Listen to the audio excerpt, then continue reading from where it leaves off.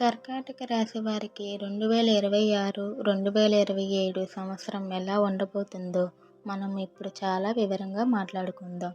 వీరు ఈ కొత్త సంవత్సరంలో ఏ ఏ విషయాల్లో అద్భుతమైన లాభాలు అందుకుంటారు, ఏ ఏ విషయాల్లో చాలా జాగ్రత్తగా, ఓపికగా ఉండాలి, మీ డబ్బు, ఉద్యోగం, ఆరోగ్యం, పిల్లలు, కుటుంబం ఇలా మీ జీవితంలోని అన్ని ముఖ్యమైన విషయాల మీద పూర్తి అవగాహన స్పష్టత వచ్చేలా ఈ వీడియోలో మీకు వివరిస్తాను. ముందుగా మా వీడియో మీకు నచ్చినట్లయితే లైక్ చేయండి, షేర్ చేయండి. ఇలాంటి ఎన్నో వీడియోల కోసం మన ఛానల్ని సబ్స్క్రైబ్ చేసుకోండి.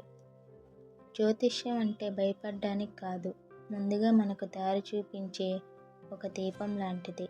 ఎక్కడ గతుకులు ఉన్నాయో, ఎక్కడ దారి బాగోలేదో ముందే తెలిస్తే మనం కాస్త మెల్లగా జాగ్రత్తగా నడుస్తాం. అలాగే ఎక్కడ చాలా బాగుందో, ఎక్కడ అంతా శుభంగా ఉందో తెలిస్తే మనం ధైర్యంగా, వేగంగా అడుగులు వేస్తాం. కర్కాటక రాశి వారికి ఈ 2026, 27 సంవత్సరం మీ జీవితంలో ఒక రోలర్ కోస్టర్ లాంటిది. ఇది అత్యంత విపరీతమైన, వ్యతిరేకమైన ఫలితాలను ఒకేసారి ఇవ్వబోతుంది. ఇది మీ జీవితంలో పెద్ద మలుపు. ఎందుకంటే ఈ సంవత్సరం మీ జీవితంలో ఒకేసారి 2 వ్యతిరేకమైన కానీ చాలా శక్తివంతమైన సంఘటనలు జరుగుతాయి. ఈ సంవత్సరం మీ అదృష్టం చాలా బలంగా ఉంది. ఇదే విధంగా సంవత్సరం మొదటి భాగంలో కుండపోత వర్షంలా మీకు డబ్బు, లాభాలు, కోరికలు తీరబోతున్నాయి. మరోవైపు అదే సమయంలో మీ ఆరోగ్యం, మీ కుటుంబ ప్రశాంతత మీద చాలా కఠినమైన పరీక్షలు పెట్టబోతుంది. ఈ సంవత్సరం మొత్తం ఒకేలా లేదు. దీనిని మనం చాలా స్పష్టంగా 2 భాగాలుగా చూడాలి. మొదటి భాగం జనవరి 1 నుండి జూన్ 2 వరకు. ఇది అదృష్టం, లాభాలు, డబ్బు సంపాదించే సమయం. రెండో భాగం జూన్ 2 తర్వాత. ఇది ఖర్చులు, ఆరోగ్యం, ఆధ్యాత్మిక చింతన పెరిగే సమయం. ఇప్పుడు అసలు గ్రహాలు ఎక్కడ ఉన్నాయి, అవి ఎందుకు ఇలా చేస్తున్నాయి, మనం ఏం చేస్తే బాగుంటుందో వివరంగా తెలుసుకుందాం. మన జీవితం బాగుండాలన్నా, ఇబ్బందులు రావాలన్నా దానికి ముఖ్యంగా కొన్ని గ్రహాల కదలికలే కారణం. ఈ సంవత్సరం మీ జీవితాన్ని శాసించే ముఖ్యమైన గ్రహాలు ఇవే. శని. కర్కాటక రాశి వారికి ఈ సంవత్సరం అన్నిటికన్నా ముమ్మాటికి అద్భుతమైన శుభవార్త ఇదే. మిమ్మల్ని ఇన్నాళ్ళు అష్టమ శని రూపంలో పట్టి పీడిస్తున్న శని భగవానుడు ఇప్పుడు ఆ స్థానంలో నుండి పూర్తిగా బయటకు వచ్చేశాడు.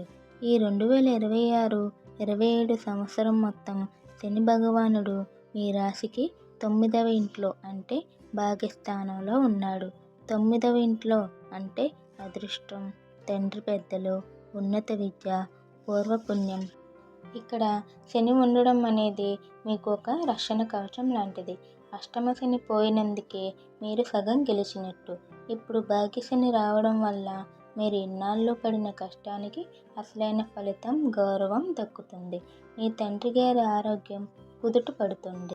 వారి నుండి మీకు సహాయం లభిస్తుంది. ఉన్నత చదువులు చదవాలనుకునే విద్యార్థులకు ఇది ఒక వరం. పూర్వీకుల ఆస్తులు ఏమైనా గొడవల్లో ఉంటే అవి ఇప్పుడు మీకు దక్కుతాయి. ఈ సంవత్సరం మొత్తం శనిదేవుడు మీకు అండగా ఉంటాడు. గురువు. ఇక్కడే ఈ సంవత్సరం 2 భాగాలుగా విడిపోయింది. శుభాలను ఇచ్చే గురువు ఈ సంవత్సరం 2 రకాలుగా ఉన్నాడు. మొదటి భాగం జనవరి 1 నుండి జూన్ 2 వరకు. గురువు మీ రాశికి 11వ ఇంట్లో అంటే లాభస్థానంలో ఉన్నాడు. ఇది 12 ఏళ్లకు ఒకసారి వచ్చే ఒక రాజయోగం. ఇది ఒక జాక్పాట్ లాంటిది. 11వ ఇల్లు అంటే లాభాలు, మీ కోరికలు తీరడం, పెద్ద స్నేహితుల మద్దతు. ఇక్కడ గురువు ఉండడం వల్ల మీరు ఏ పని చేసినా అది లాభం వైపు నడుస్తుంది.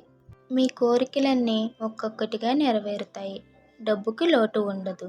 ఇది మీ జీవితంలో ఒక గోల్డెన్ పీరియడ్.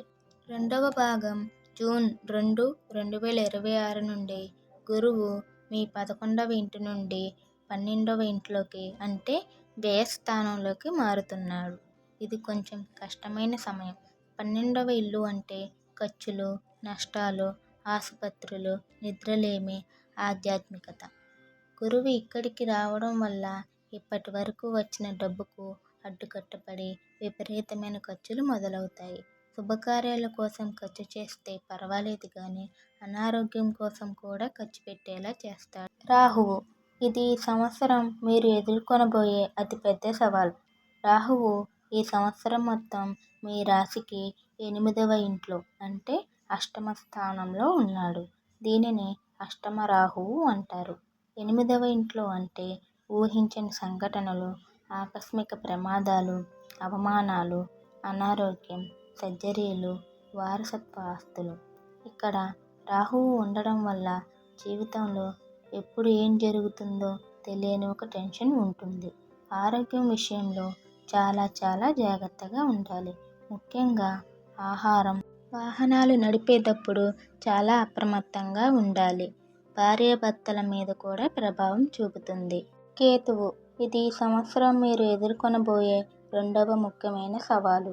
కేతువు ఈ సంవత్సరం మొత్తం మీ రాశికి 2వ ఇంట్లో అంటే ధనస్థానం మరియు కుటుంబ స్థానంలో ఉన్నాడు. 2వ ఇల్లు అంటే డబ్బు, కుటుంబం, మీ మాట. ఇక్కడ కేతువు ఉండడం వల్ల కుటుంబంలో ఉంటూనే ఒంటరితనం అనిపిస్తుంది.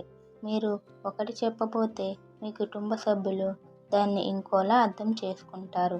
అనవసరమైన అబద్ధాలు, ముఖ్యంగా మీ మాటల వల్ల గొడవలు జరుగుతాయి. మీరు చాలా కఠినంగా మాట్లాడే అవకాశం ఉంది. డబ్బు చేతికి వస్తుంది కానీ చిల్లుపట్టు కుండలో పోసినట్టు వచ్చిన డబ్బు వచ్చినట్టే ఖర్చయిపోతుంది. డబ్బు నిలవదు. చూశారా మీ జాతకం ఈ సంవత్సరం ఎంత కష్టంగా ఉందో. శనిదేవుడు నేను నీకు అదృష్టాన్ని ఇస్తాను, నేను రక్షిస్తాను అంటున్నాడు. గురువు నీ కోరికలన్నీ తీరుస్తాను, కుండపోతలా డబ్బు ఇస్తాను అంటున్నాడు. ప్రతిరోజు లేదా కనీసం మంగళ, శుక్రవారాల్లో దుర్గ సప్త శ్లోకం లేదా దేవి ఖడ్గమాల సూత్రం చదవండి. ఇది మీకు రక్షణ కవచంలా పనిచేస్తుంది. పేదలకు, వికలాంగులకు మీకు తోచిన సహాయం, ఆహారం, బట్టలు ఇస్తూ ఉండండి. పేద విద్యార్థులకు చదువుకు సంబంధించిన పుస్తకాలు, పెన్నులు దానం చేయండి. వృద్ధులకు, వికలాంగులకు సేవ చేయడం వల్ల గురుబలం పెరుగుతుంది. కర్కాట రాశి వారికి ఈ 2026-27 సంవత్సరం అనేది అదృష్టం మరియు పరీక్ష రెండు కలగలిపిన సంవత్సరం. మీకు భాగ్యశని రూపంలో పెద్ద రక్షణ ఉంది. అష్టమ శని వదిలిపోయింది. ఇది అన్నిటికన్నా పెద్ద శుభవార్త. మీరు 2 ముఖ్యమైన పరీక్షలు పాస్ అవ్వాలి. పరీక్ష 1. ఈ సంవత్సరం మొదటి 6 నెలలు జూన్ 2 వరకు లాభగురువు ఇచ్చే డబ్బును, అవకాశాలను వృధా చేయకుండా పొదుపుగా వాడుకొని భవిష్యత్తుకు దాచుకోవడం. 2వ పరీక్ష సంవత్సరం మొత్తం అష్టమ రాహువు ఇచ్చే ఆరోగ్య సమస్యలను, కేతువు ఇచ్చే గొడవలను ఓపికగా, ప్రశాంతంగా, ఆధ్యాత్మిక చింతనతో ఎదుర్కోవడం.